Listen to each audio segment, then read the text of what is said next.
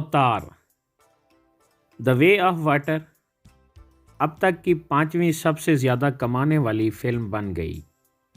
Film ساز James Cameron کے پاس اب تک کی 5 سب سے زیادہ کمائی کرنے والی فلموں میں سے 3 ہیں۔ جیمز کیمرون کی بلاک بسٹر اوتار دا وے آف واٹر باضابطہ طور پر اب تک کی 5ویں سب سے زیادہ کمائی کرنے والی فلم بن گئی ہے، جس نے عالمی باکس آفس پر مارول کے سپر ہیرو ایپیک ایونجرز انفینٹی وار کو پیچھے چھوڑ دیا۔ اوتار دا وے آف واٹر نے $2.04 بلین کی کمائی کی ہے، جس نے انفینٹی وار کے کل $2.02 بلین کو پیچھے چھوڑ دیا ہے، جسے 2018 میں ریلیز کیا گیا تھا۔ گولڈن گلوب جیتنے والی فلم اصل اوتار 2009 کو پیچھے چھوڑنے کے راستے پر ہے، جس نے باکس آفس پر $2.92 بلین کمائے۔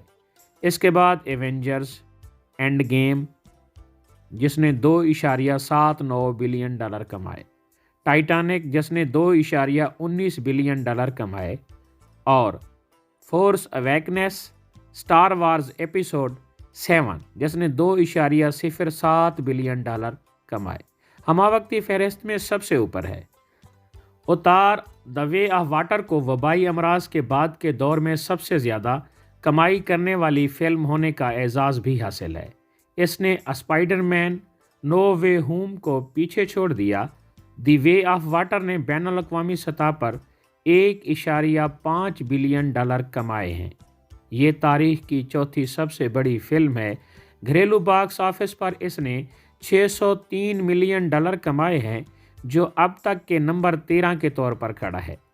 یہ اب تک کی 6ٹھی فلم ہے جس نے عالمی سطح پر $2 بلین کو عبور کیا۔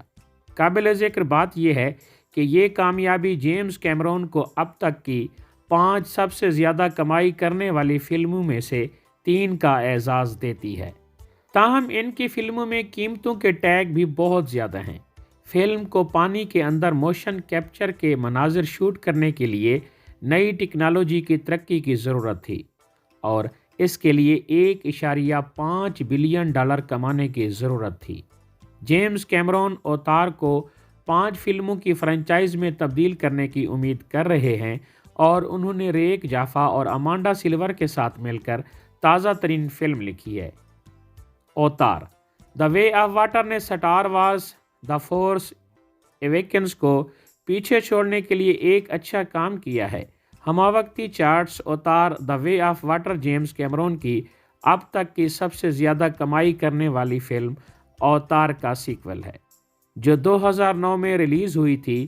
اس فلم میں سام ورتھنگٹن، زو سلڈانا، کیٹ ونسلیٹ، اسٹیفن لینگ اور سیگورنی ویور نے کام کیا ہے، اور اسے زبردست پذیرائی ملی ہے۔